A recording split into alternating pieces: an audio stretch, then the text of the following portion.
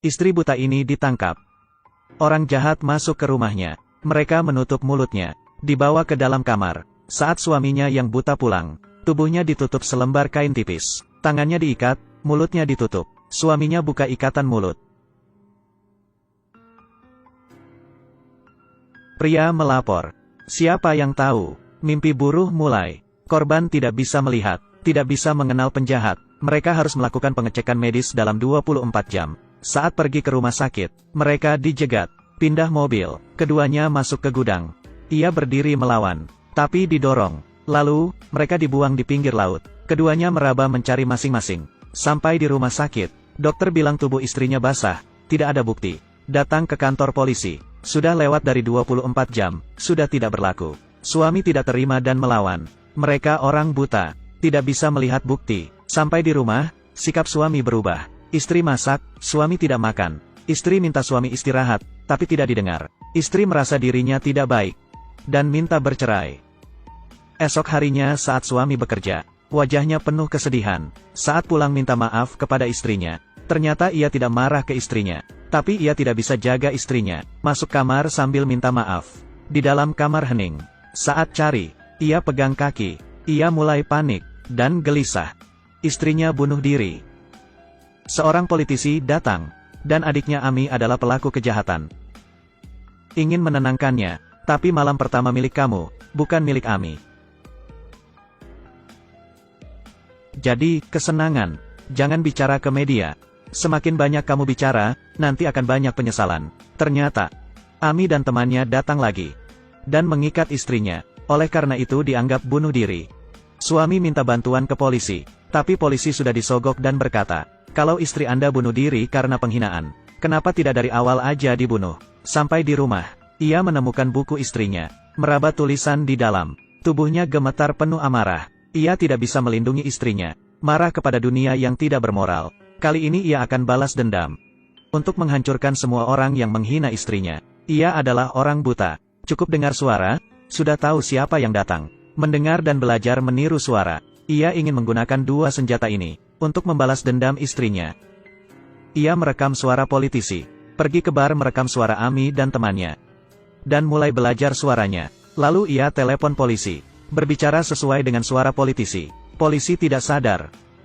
Dan menangkap orang itu. Lalu ia pakai suara Ami. Telepon ke adik temannya Simu. Ingin tidur bersama. Ayah Simu marah setelah dengar itu. Dan akan bunuh Ami. Dengan cepat, ayah Simu mencari Ami. Dan menghajarnya. Berkata jangan ganggu putrinya. Ami kebingungan. Ayah temannya gila. Suami terus melanjutkan. Ia meniru suara Ami dan adik Simu. Keduanya janjian bertemu. Pura-pura jadi politisi. Beritahu lokasi ngedet ke ayah Simu. Saat Ami dan adik Simu bertemu, ayahnya datang. Melihat keduanya. Ia mengeluarkan pisau untuk menusuk Ami. Tapi karena tenaga Ami lebih kuat, ia memutar pisau dan menusuk ke ayah Simu. Kedua teman baik sudah diatasi. Ini langkah balas dendam pertama. Ia datang ke supermarket, beli banyak bola dan keripik kentang. Buat janji dengan Simu. Setelah Simu melihatnya, ia tidak bergerak. Suami mematikan lampu bar. Di kegelapan, ia tahu keberadaan Simu. Menghajarnya, dan memukulnya pakai bola. Simu bingung. Ia pakai senter lihat. Ternyata di bawah ada keripik. Bila diinjak akan keluar suara. Jadi suami bisa mendengar keberadaannya. Simu terdiam, menghindari keripik. Sama sekali tidak bersuara. Suami berhenti. Simu menyalakan lampu lagi. Ia balas dendam. Ia melempar botol bir ke arah suami. Bisa melukai matanya. Ia mengikuti suara mencari Simu. Menangkap dan menghajarnya.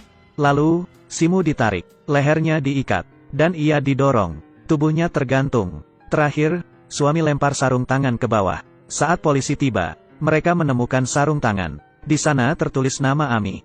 Ami menjadi tersangka. Polisi akan tangkap. Adik politisi tidak bisa bergerak. Politisi beritahu polisi. Ia adalah raja di kota ini. Semua ini adalah rencana suami. Balas dendamnya masih lanjut. Selanjutnya adik politisi, Ami. Ia mengajak Ami ke sebuah gudang. Mengumpat di belakang pintu. Saat pintu terbuka, ia langsung pukul. Tapi Ami pakai helm.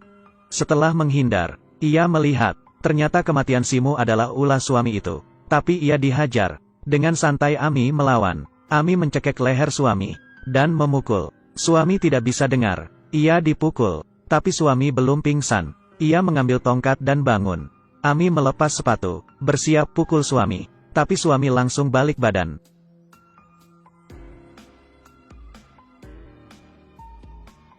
Saat Ami sadar, ia sudah diikat di lantai. Ternyata saat Ami lepas sepatu, ia bisa tahu posisi Ami, dan bisa memukulnya. Suami tidak bunuh Ami. Ia menelepon politisi. Mendengar suara minta bantuan adiknya, ia bergegas ke gudang. Lalu, suami meletakkan lilin di dekat pintu, dan membolongi tong minyak, seluruh ruangan penuh minyak. Ia menutup mulut Ami. Saat politisi datang, melihat adiknya, ia buka pintu. Suami berhasil membunuh keduanya. Tapi belum berakhir. Saat pulang, ada seorang anak cari dia, meminta meniru suara ayahnya untuk minta cuti. Ia melakukannya, tapi polisi datang. Suami meniru suara tidak bisa disembunyikan. Ia menahan suami.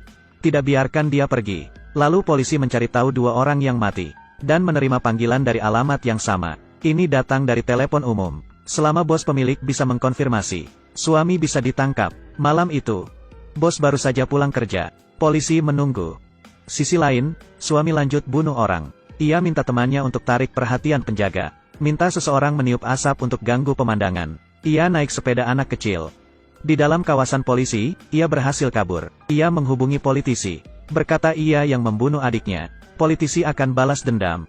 Bergegas ke gedung dengan pengawas. Memanfaatkan jebakan. Berhasil menjatuhkan 1 orang. Jatuh ke bawah mati. Lalu menangkap politisi, dengan tulisan angka. Selangkah demi selangkah maju ke tempat bahaya sisi bangunan. Ia memasang alat keamanan di tubuhnya. Keduanya loncat ke bawah gedung. Tapi ia tertahan karena alat keselamatan. Terakhir ia melepaskan tangannya. Politisi itu jatuh.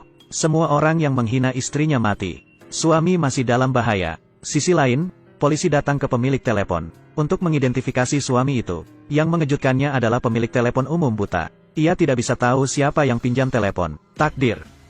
Polisi memanfaatkan suami istri buta untuk menutup kasusnya. Suami juga menutup bukti dengan bos yang buta. Terakhir, ia membawa abu istrinya ke laut. Istrinya akan selalu ada di sampingnya. Dunia orang buta gelap, tapi dalam hati ada cinta, memberikan sinar cahaya terang.